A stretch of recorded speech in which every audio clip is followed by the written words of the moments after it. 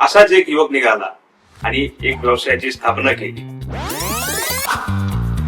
Welcome to लाडाची. व्यवसायच माणसाला मोठं बनवतो. बऱ्याच वेळेला असं म्हटलं जातं की मराठी युवक व्यवसायामध्ये सक्सेस होऊ शकत नाही. पण असं का कोणाला वाटत नाही की आपण एखादा किल्ला दत्तक घ्यावा?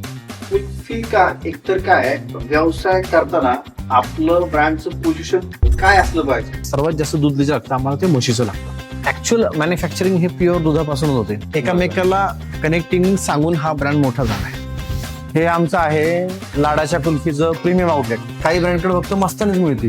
रॉ प्रोडक्ट जर चांगला असेल ना तर तुमचा शेवटचा एंड प्रोडक्ट जो आहे तो फिनिश प्रोडक्ट निघतो.